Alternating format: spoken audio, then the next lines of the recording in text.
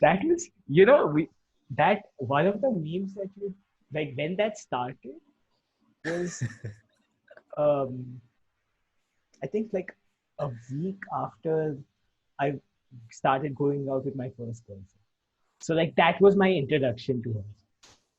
Oh, Those, so I those introduced her to memes. you through that. No. I mean, not like that, but it was like, this is my personality now. Memes are my person. Oh, By the way, God. this is gonna be uploaded, right? So you know what you're saying is gonna be uploaded, right? Yeah. Yeah, it's not like she's gonna see it. I don't know. Yeah. No, I mean, we're good friends actually still, so it's fine. Um, but, Okay. Yeah. no, Chen. Yeah. Okay. Yeah. Let's go. Let's go.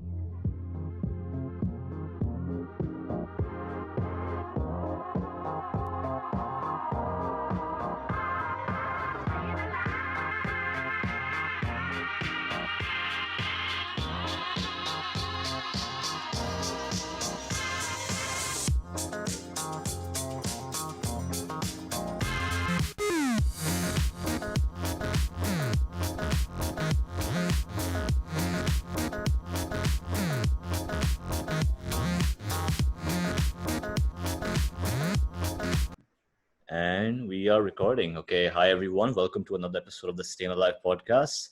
Today, I'm joined by someone who I haven't seen or heard of in the last 6 years, my high school classmate, Prem. Prem, how are you? I'm good, man. It's good to see you. How are things? Yeah, things are good. Okay.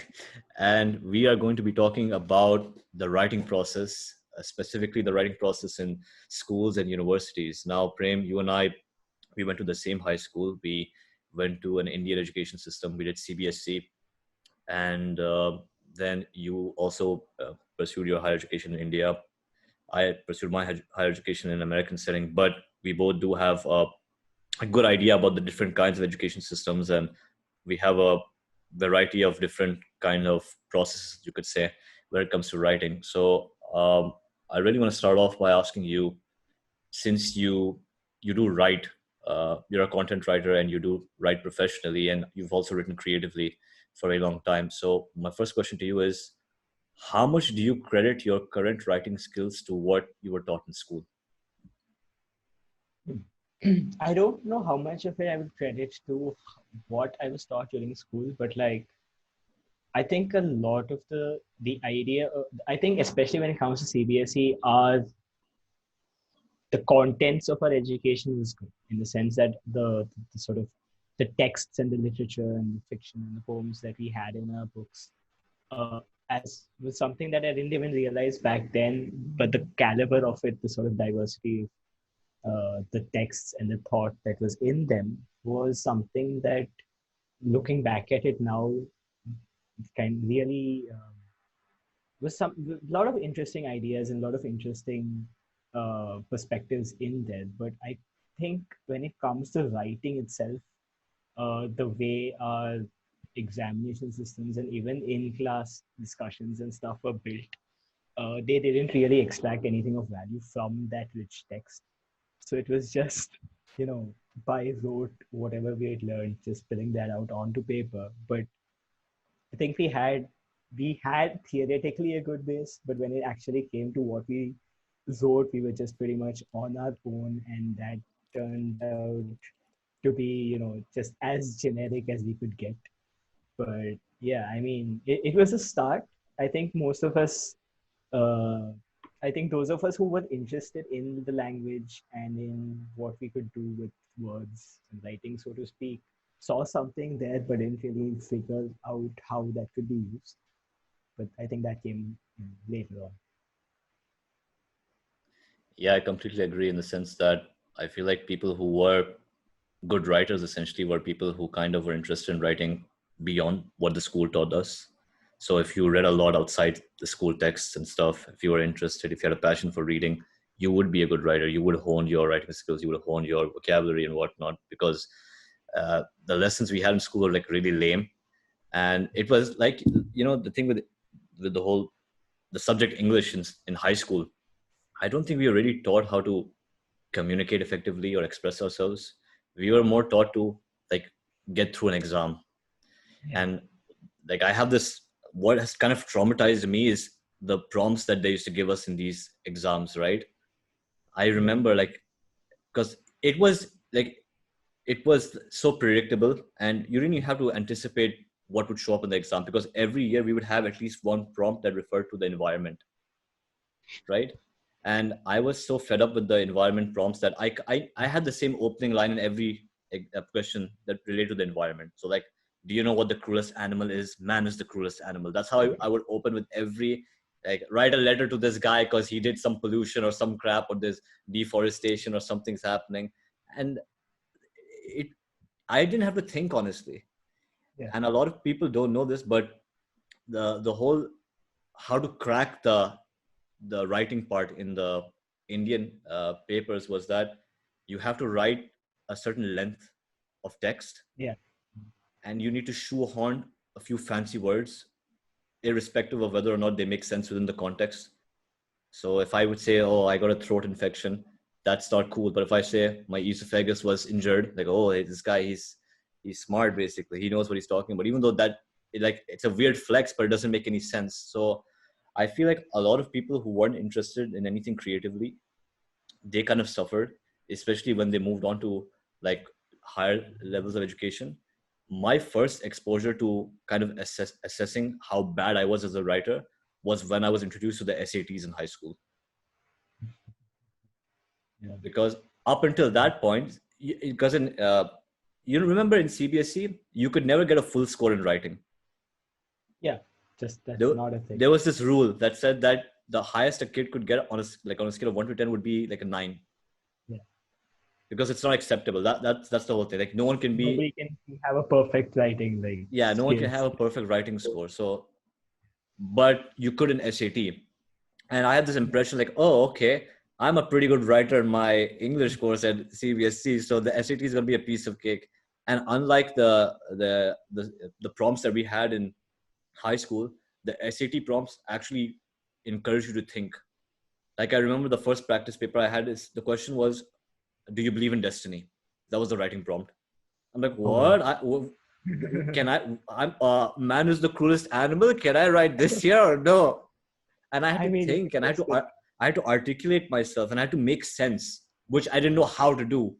The school failed me because they didn't teach me how to make sense. They just taught me how to pass the exam, and so that's when I really started looking into improving myself as a writer, because of the SATs. But yeah, I agree with you. They don't really teach you very well how to And approach as the well, writing process in school. it was boring, right? Like our prompts and like the stuff that Yeah. we were expected to write about. Like even if you take like the environment thing, it was very generically, oh, somebody cut down one tree in your locality, outrage. Like Yeah. like look at the world around you. Everything is falling apart, and that's the thing you decide to write a letter about. Like Yeah, there the was funny no thing was our like school was cutting down trees too, so we're like, what the hell's going on? on like right in front of us. Yeah. No, I mean that's what it never asked us to the idea with um that sort of approach to writing has always been we don't want people to think about what they're writing. They just need to have a style and a formality to it that would allow them to just formulate and spill out the most mundane, uncritical, superficial, just like some just text for the sake of appeasing whoever's reading that text, whether that be an Yeah, like how to authority. package text. That's what it was. Yeah, it was just pure style. It was just the formal languages, I mean, rules of like language or grammar and things. But when you step out of that, and then like given the example that you said about the like you believe in destiny and stuff like that, I realized that there was there was no um, I mean, the entire process of writing is like 50% about what you like want to put into paper before you put it onto paper. Like thinking critically about the subject at hand, what you want to say about that subject, Exactly. Yeah. how broadly or how narrowly you want to address that subject. You know, what sources you want to draw upon, whether that be like personal experience or academic research or any sort of it's all those sorts of questions were just like shoved aside in favor of the most simplistic, and like none of that actually, nobody ever writes a letter or any piece of writing like that. Yeah, that's another thing that pissed me off. Like, why are we learning the format of a letter? When's the last time someone wrote a letter?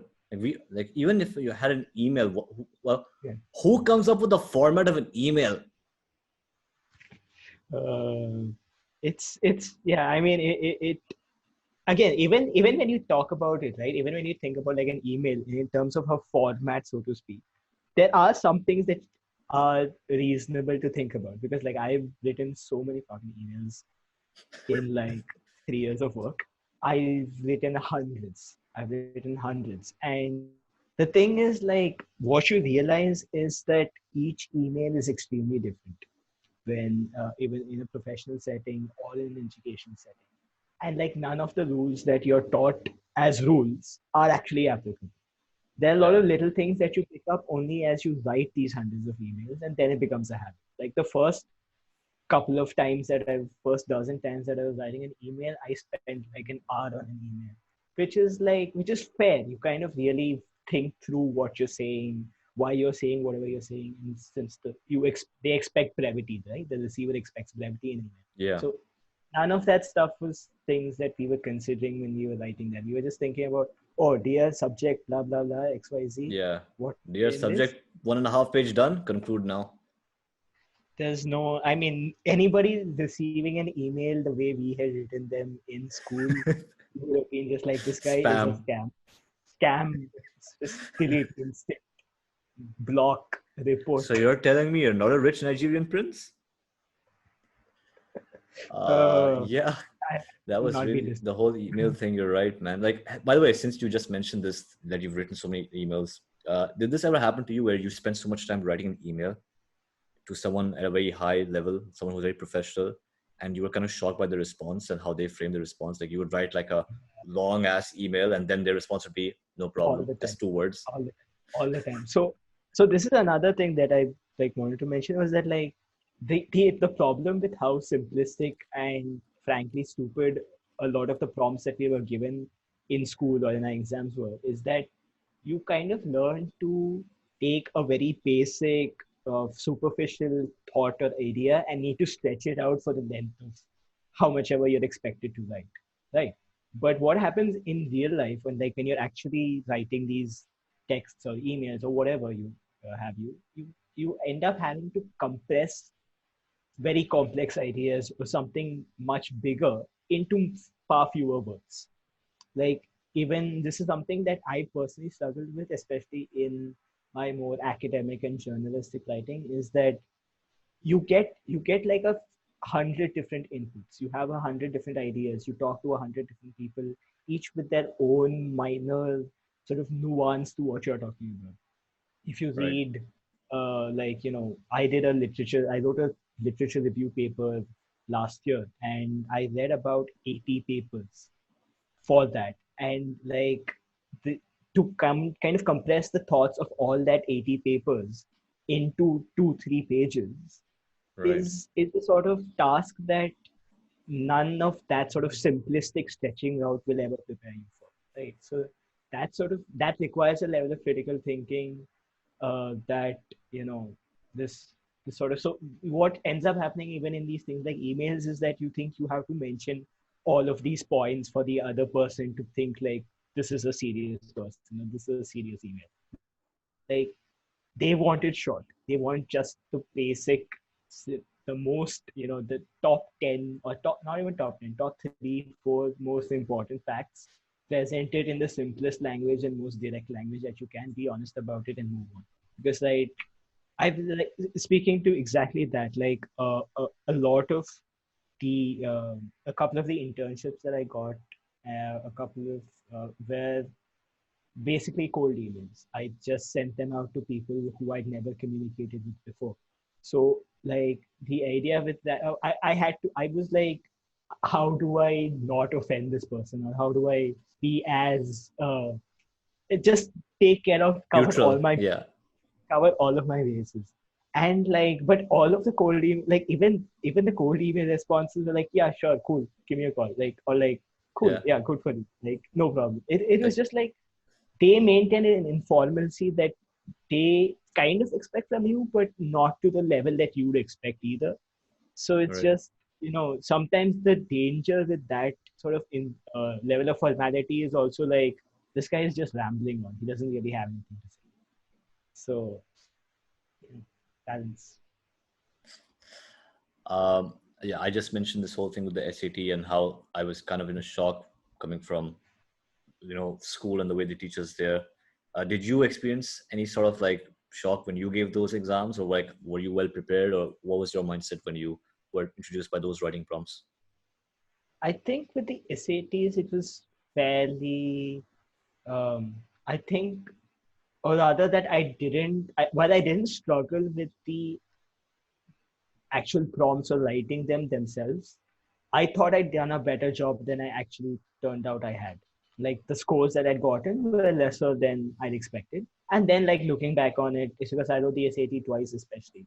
So looking back on it, I was like, okay, so clearly this is something that I really need to think about. So the second time that it gone, I kind of was able to sort of reassess how I was writing and realign some of the things with respect to that. But still, it wasn't that great. I mean, now I know where I'm lacking in this, but yeah, you that none of that is stuff that you're prepared for. I think you gotta like screw that up a couple of times and like write across a bunch of different topics and types of writing before you figure those things out. So we both agree that there's like these serious problems in the current education system when it comes to the CBSE style of teaching writing. But there's this counter argument that a lot of people bring up, which is that CBSE is kind of tailored for children of all backgrounds. It's not just the middle class, but it's also people from the lower class and stuff. So, in a way, the language is designed in such a way that everyone can get through the exams.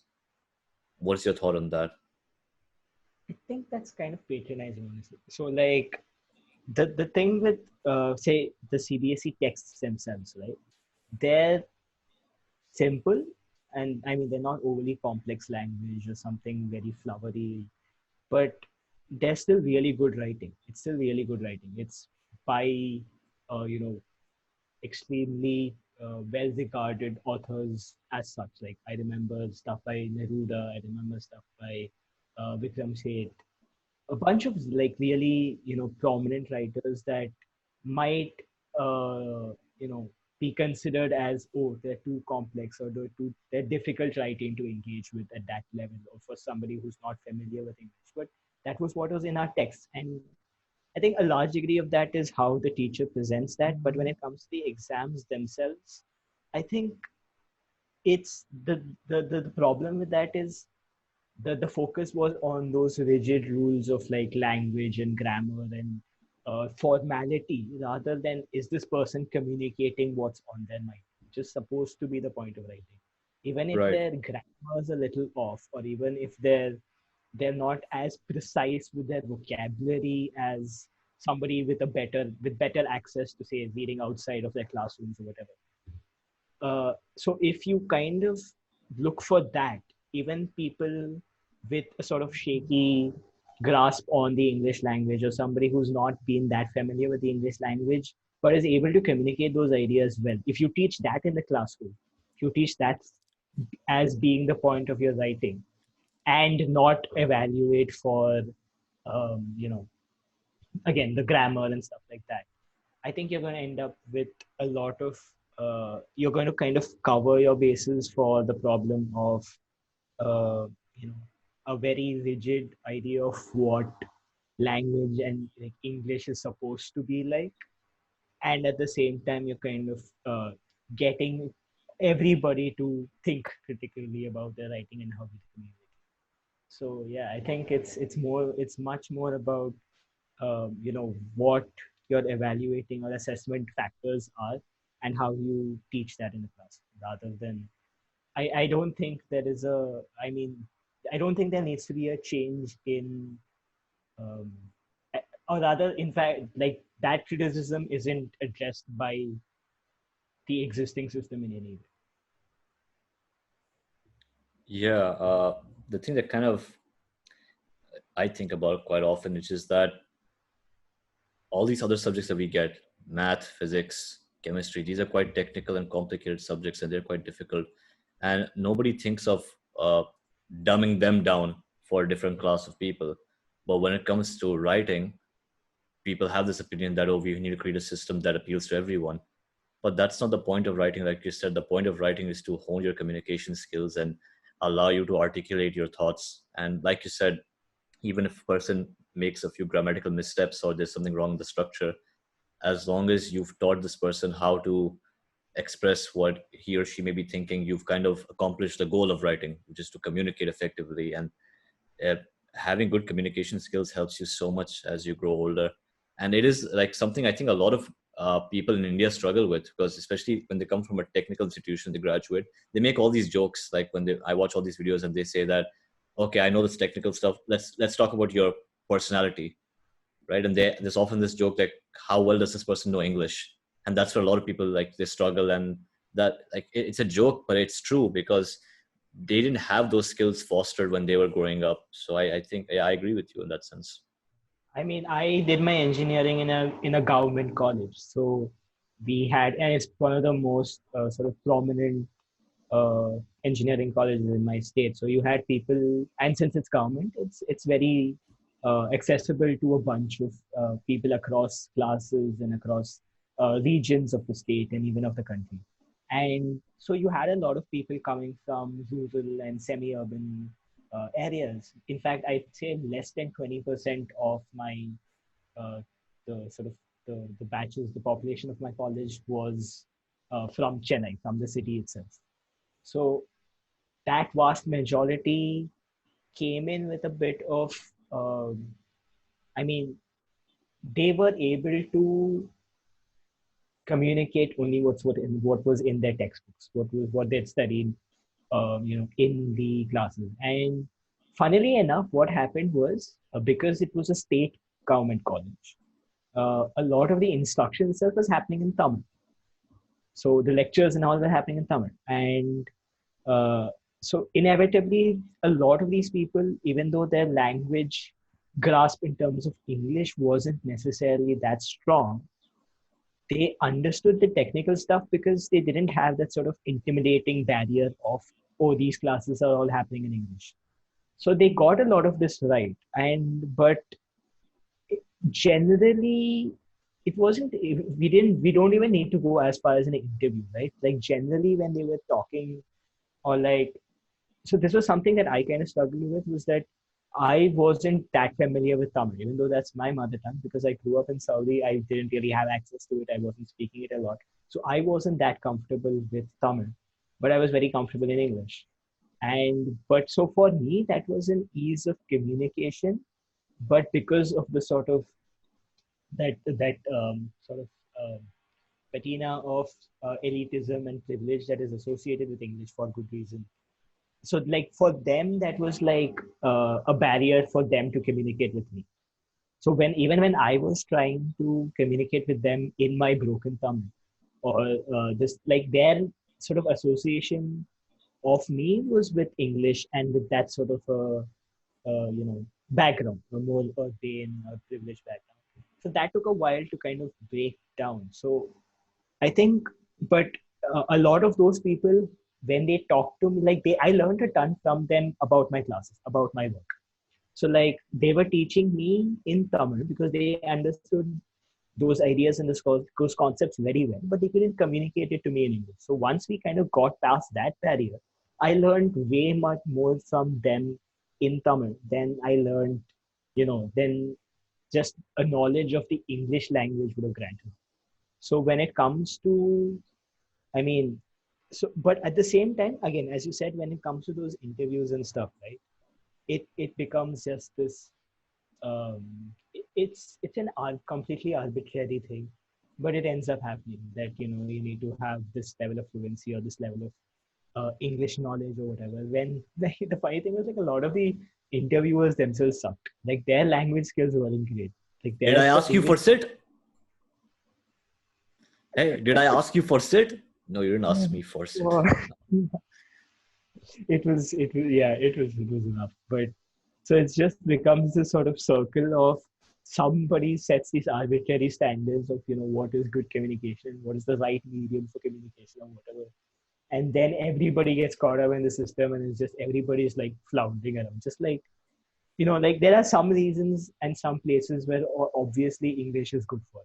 Like it helps to sort of, it's a common language. It helps sort of bridge people who might have different mother tongues, things like that. Yeah. But it's not in any sense a sort of indicator of ability to communicate or whatever. Right?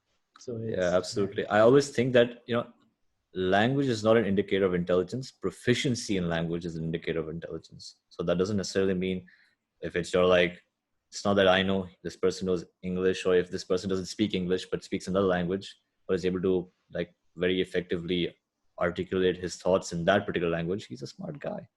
But just yeah, because he doesn't know English, that doesn't make him, someone stupid, I would say. yeah. I mean, that's what it's. Uh, Communication is very different from skill in like language. Simple as that. In my opinion. We touched on this, but if you were to just summarize, how would you improve the way the writing process is taught in schools? Even though you mentioned the different things of like different ways you can assess the writing, but if you would just summarize them, what would you say? I think it comes down to how you assess, or rather, what factors you use to assess what constitutes good writing. In that, good writing is good communication. So I think what we think of in terms of writing is, uh, so even when you talk about like trying to achieve good grammatical structure or good syntax in writing, which is like supposed to be what the objective of our current system is, it doesn't achieve that because it's taught in a very rote way. It's taught in a very, you know, this word goes in here, this word goes in there. It's not taught in a sense of, this is the word to use when you want to say such and such thing. So I think if we shift that sort of base of what the necessary outcome of teaching writing or teaching English or teaching language, I think that kind of really comes it'll really change, it'll lower some of those barriers of the elitism associated with English, and at the same time it kind of gives a chance for everybody to approach language in different ways and hence get creative. Right. So, we discussed the whole writing process in schools, but why don't you share your experience when it comes to writing in university? How was it different from school and just in general? I think, I mean, again, so the sort of problem with Indian classrooms, even in college, is that they're in many ways extensions of school classrooms. In that, especially when it comes to an undergraduate in sort of program in engineering, you're not really thinking about your writing skills, right? You're thinking about the sort of technical concepts, etc., which is a I problem. saw part of your soul die when you said like, especially engineering is about to puke. Worst gag reflex ever. Yeah, go ahead. Yeah. I mean, that's the thing, right? Even our professors weren't communicating. They were just like throwing out these English definitions. I don't know if you've seen this. There's this Malayalam movie called Prem-meme. I don't know if you've heard or seen it. No, I think And I've heard of it. I haven't seen it though. yeah, and there's this like very famous scene in which the professor is just like reading out the from a textbook in English. It's an IT related, something Java related, something. I think he's writing the definition of Java on the board or something, and he's struggling with like he's reading it out and he's writing it, and he lays stresses on like the non-technical terms and things that are completely irrelevant to what Java actually is, because he himself doesn't actually understand what is important about that definition because he's reading it in English and he's not comfortable with that language. So like it's that idea of as long as you can get that definition down, you've understood the term or you've understood what you're talking about, which is just not the case, right? So that's like the classroom itself. But for me, especially for the sort of bulk of my experiences and uh, you know attempts at different types of writing and such happened in our college clubs and outside in like my own work. So I was involved with the college literary club, the debating club, the college magazine, etc.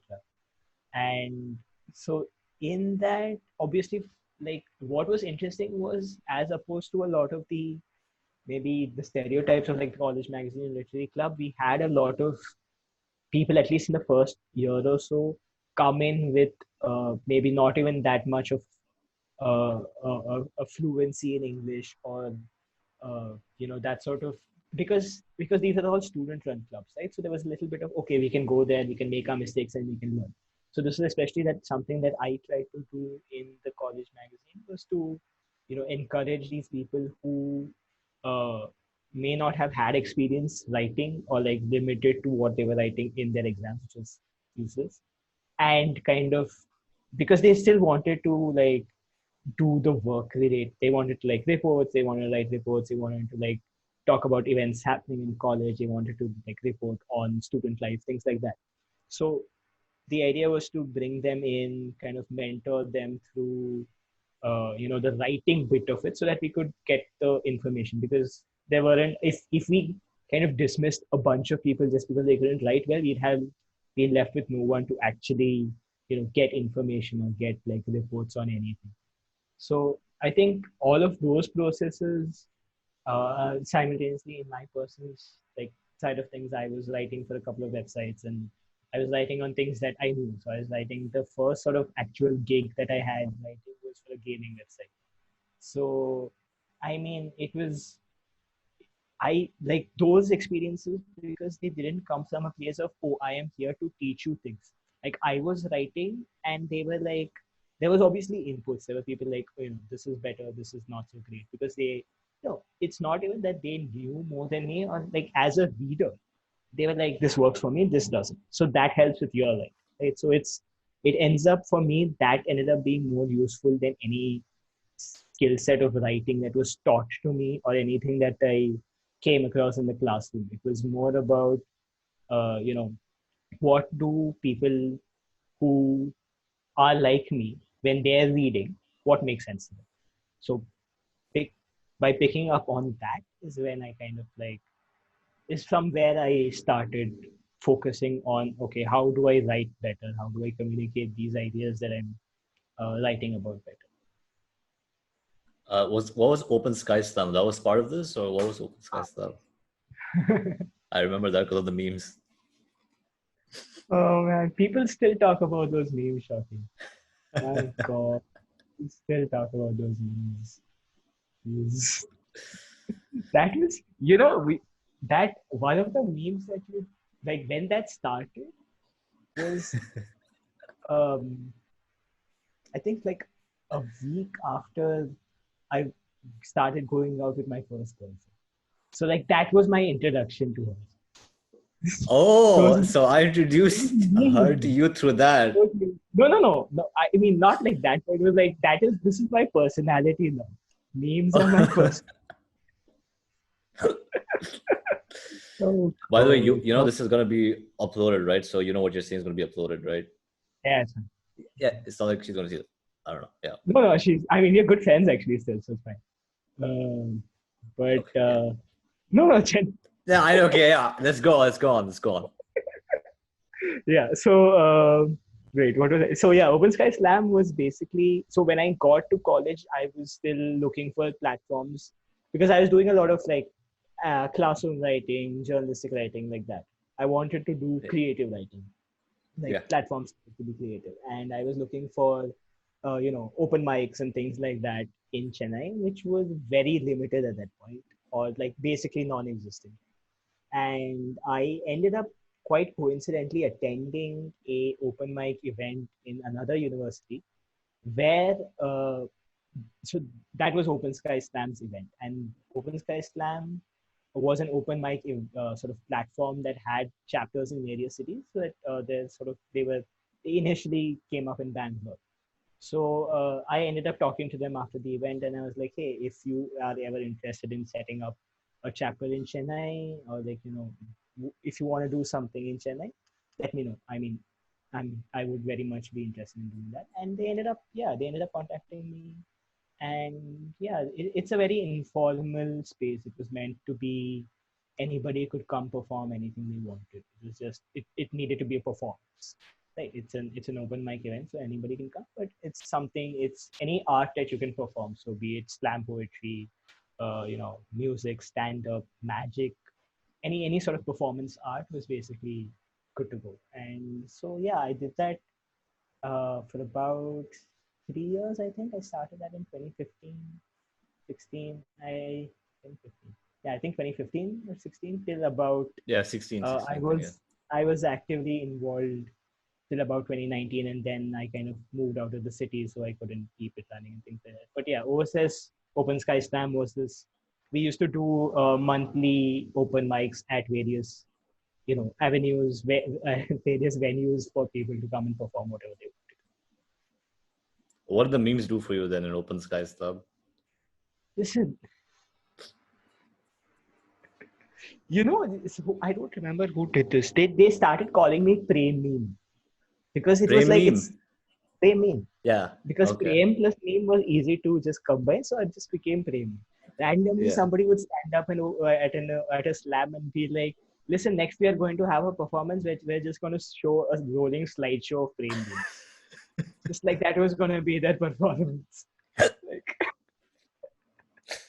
The showstopper, Prem-meme, people, roll the clip. people were actually like, listen, they like we used to have photographers for like social media posts and stuff like that, and they would be like, they tell the photographers to like find that one memeable angle of frame so that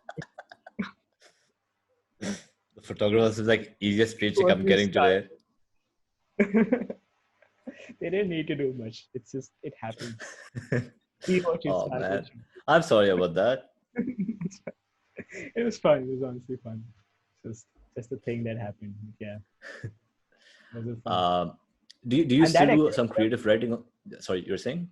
no, that actually ended up getting me my first job too. Because like somebody that came to a slam, they were looking for content writers. They were coming to these events to like see who was good with the writing and who might be interested in they because as you said, like a lot of engineers were getting into marketing and writing and such, so they didn't really have people applying who genuinely cared about their writing. They just had people who were looking for an out from engineering. So we had this. He's actually an American who had come to India for a bit. He was like the head of marketing or something. And he came to one of the slams and he was like, "Hey, you guys are interesting." He gave us the cards. And 2 years later, I was like, "Hey, remember when that happened?" And I emailed him and he was like, "Yeah, cool. I'm in Chennai. Let's meet up." And that's how I got my first job. So that's the thing, right? So you kind of, when you do these, a lot of, like, I did that purely out of interest. It was a volunteer gig, but it worked out well. So it's just, as long as you're able to communicate in that sense what you want and are given the right platform for it. I know others who also got jobs through him. So yeah, you just God damn it, Prem, make a meme of me right now. I graduated in the COVID crisis. I need a job, bro.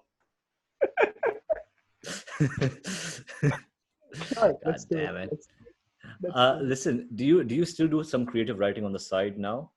I do. I mean, so while I was doing OSS, I kind of just did stuff to perform there. I was posting some stuff on social media and things like that, but I wasn't really focusing on. Uh, I want to sound extremely pretentious here, but I wasn't focusing on the art. Like I was focusing on like, oh, this is something that people might like listening to, or this is Oh this man, you will. sold your soul really early on into the process. I just did. I did. It was. I mean, it did get some attention, so like that was good. So but yeah, so I kind of took time after I quit OSS to like work on my craft, so to speak, this thing, and stop posting on social media. And like, because again, the thing with social media is like after a while you think, oh, I need to constantly put something up. Like I need to constantly upload something so that people are aware that I'm doing this stuff or I'm like writing or whatever. So I took a step back from that and I ended up submitting to journals. So journals, like, they don't really care who you are or whatever. Like, they look at your writing. If they like your writing, they put you in the next issue of the magazine or the journal or whatever. So I kind of end up doing more of that now. So I did a lot of that in 2019. 2020 again, I like, so if you send out, like, I focus mostly on poetry and some creative nonfiction writing. So if you send out, say, 50 poems to 50 different journals, you're good if you get 10 accepted. Like, that's a really good sort of number. And so that really gives you also time to think about your writing, why they might not have liked this, what I could have done better.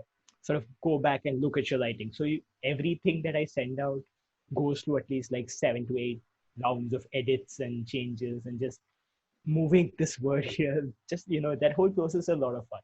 So doing that, so that gave me time to, so I'm doing more of writing when I feel like it, and just, as an outlet of putting down whatever I'm thinking about or feeling at that moment, rather than, Like oh, this is journaling in a way. something. To a degree, yeah, I remember I have this friend who is a really good poet, and she says, like, my first draft is literally just word vomit. It's just everything that I'm feeling in the most, like, direct language, just putting that on paper and then kind Yeah. of tinkering away at it, right? So I think that is a different approach to writing that really works, especially when it comes to creative writing, because you're just being honest with what you're feeling and thinking. And then you kind of, if you want to add or subtract from it as necessary. That's actually a good segue, because my next question was the tips on writing, and like what you mentioned, your friend's approach, which is I've been writing lately myself, and I have this idea where I first need to get the vomit draft out, which is whatever I'm feeling, whatever I'm thinking, just get it on paper, get it out of my head and Mm. on paper. It doesn't matter what the structure, it doesn't matter how pretty it is or how good the words are, just want to get it on paper. And once that's done, then I can really polish it in a sense, and it's going to go through many different iterations. But even getting that vomit draft, sometimes I struggle with right now, because like in terms of improving my writing, is it something I have to do every day, like I have to force myself, no, this is a goal, like I have to write one page every day? Or is it something that you think should happen through feeling, like I feel like writing today, or I shouldn't write today? Like what tips do you have for someone who wants to write? No, I mean, it's not like I'm some kind of pro Shawki. I'm just figuring this out I myself. know, but I'm just asking your opinion, like, you know. No, no, I know. I just no. So I think with the thing about, like, if not every day, writing regularly, or trying to achieve a certain goal, say every week of writing, or say you write 500 words every week, something like that. I think that's a good approach to have, but that doesn't mean that you need to write something new every week, or like those, each time you write is something new. So, like, that's the thing, right? So suppose you're feeling or thinking something on a particular day, you put that out on the first draft. The remaining sort of, say, 5 days that you aim to write in a week doesn't need to add on to that, or you don't need to start a new story or a new poem or whatever necessarily, uh, just for the sake of it. Like, if you're not really able to come up with something, or you're not feeling or thinking anything that you feel like putting on paper, that sort of time in, like, writing can just be spent tinkering and editing and sort of refining and polishing what that first moment draft was. Right. So it's just like, suppose on, like, the actual original thoughts, or something that, like, it's like an epiphany, I think comes very rare. So if you rely on just that, I think you're going to end up not having a lot to write about. But once you get that first draft out, and in future sort of work days or whatever, whenever you're sitting to write, you can just pick that up and be like, hey, what can I do with this today? Like, I have the initial inspiration here. Can I add to it? Can I change this a little? Sometimes it's even happened that, like, I'll take, like, an initial vomit draft of, like, a poem that's, say, you know 40-ish lines, right? And I'll be like, I'm talking about two three different things here, because there were two three things sort of at that time that didn't seem separable to me in my head. So I put them down on one page. But now that I look at it, I can talk about two to three different things. There's like two to three different angles within this one piece. So then that becomes three pieces, right? So then that kind of expands what you're writing about, how you can write, etc. So like you don't need to. I think the that initial spark does come in that thought of healing, but the process after that is something that's just you sitting and putting your head to, okay, let me do something with this. Um, those were pretty much all the questions I had to ask you. Do you have some question you want to ask? Yes, Shawki. When are you getting a Yes. girlfriend? When am I getting a girlfriend? Yo, That listen, is I have a story to tell you, and I'm gonna edit this part out of the whole podcast. Because but if you know any ladies who like unemployed men, hit me up, please. I'm unemployed and I live in my parents' apartment. to be fair, that's a lot of people right now. That's not. That's what hurts me, Prem. That's a lot of people, and they're gonna get a girlfriend, and I'm not. That's what hurts me. Uh, no, no, no, no. Yeah. Man, Any you're other patient. more important questions you have, writing related? What are you writing now? What are you working on? I'm working on a lot of stories that have happened to me in the last 5 years. Okay. No, I mean, so this is something that I always kind of have to think about, or even struggle with a little bit in terms of, what form to take. So, like, these are stories that are personal in a sense, right? So, Yeah. do you take that and make them non-fiction sort of narrative essays? Do you fictionalize them and make it like autobiographical fiction? Yeah, Or do you it's like no, poetry? it's the I don't have to add any fiction to this. That's the whole thing. It's just because there's enough material. Usually you have some material like, oh, how do I make it dramatic or how do I make it funny? Yeah, My life, I'm a clown because my life is a circus, dude. Okay, I don't need to exaggerate it anything. Like I just have to yeah, write it straight to the point, and then I can just focus on the structure. But yeah, more like not really fiction. But a lot of right. people don't believe that when they read the stuff that happens. Yeah, that's fine. That's fine. I mean, you don't need to force it into a form that's not natural for it, right? Like, so this is something that I think takes a little bit of practice in that, how much do you say, right? Because that's personal stuff, right? So there might be some instances where uh, maybe it's not stuff you're ready to talk about publicly, so to speak, yet, or there's somebody else involved in those stories that you're not sure how they might feel about being represented in those stories, things like that, right? So how do you think about, okay, would it be better if I take this thing that happened in my life and then use it in a way that still retains the honesty or like what I felt and thought, but it doesn't necessarily, isn't a direct representation of whatever happened. Like, Yeah, how do you think about that's actually a good point. Yeah, it is something I'm working on right now. Like I said, this whole idea of getting like one draft out, but it? Yeah. it gets hard sometimes, especially when you kind of recount certain incidents. And also, like I kind of find a lack of motivation sometimes, but I don't want that to be an excuse right now because I feel like this is going to go on for a while now. This whole situation that we're in. Uh, yeah. So, any other questions? Hmm. Any other questions? Are you reading? Like, are you able to start reading nowadays? This is actually an interesting thing you brought up. Because once since the lockdown happened, I was very much looking forward to reading a lot more, but I'm kind Mhm. of uh, distancing myself from reading. And I feel like because right now I'm focusing on writing, if I start reading a lot, then that is going to influence me to a degree where it's going to affect my creative writing. Like whatever I write will sort of seem derivative to me. You get what I'm trying Mhm. to say? Like if I read a book and if I'm very much inspired by a book, then I would try studying that book and try like maybe paraphrasing a few concepts and just the style and adopt that. And so I don't Yeah. know, like to strike the balance between something that inspires you and something that's your own, that can Yeah. get a little difficult. So I'm trying to distance myself. I've read very less books, and I've been very inspired by the books I've read. Uh, my favorite book is The Disaster Artist. I don't know if you read it, but I love Oh, that book. yeah, I You know. know the book? Yeah, I know. I I haven't read love it the yet. book. I know the Yeah, stuff. yeah. Don't watch the movie; sucks. So Okay. I've been very inspired by that, and right now I'm just keeping my distance from reading. I'm just focusing more on writing. That's what I'm doing, not reading much. Fair.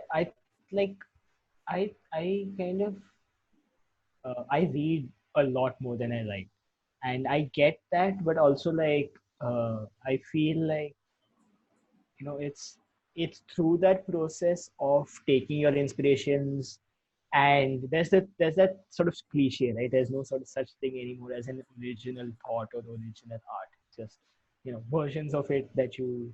So it's like I put all of what I read or like come across or even see a YouTube video about through the grill, through that churner of my brain, and then whatever comes out is what it is. Like Yeah, it's just, that's true. and then Yeah. kind of like figure out, is this actually what I wanted to say, or is this too much just like what I think I want to say, like trying to Yeah. find that difference out, right? I think once I'm able to figure that out, I kind of know, okay, this is something that's fairly honest or like original to me.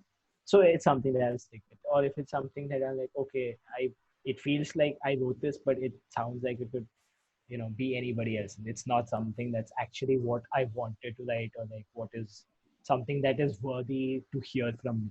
Because like the idea of writing is to put your point out into the world, right? And if it's just regurgitating what somebody else says, nobody's gonna care about what you have to say. So it's, I think, figuring out that difference between whether what you want to say you're putting into your own words, or just like borrowing a sort of a way to think about it, and then finding your own spin to write about I agree. I agree. Yeah. So maybe I should read a lot more now. it. Uh, yeah. Listen, I Anything else? no, I mean, it's good, dude. We should have done this a long time ago. I know. I know. Uh, on that note, we reached the end of this discussion, or should I say, we reached a full stop.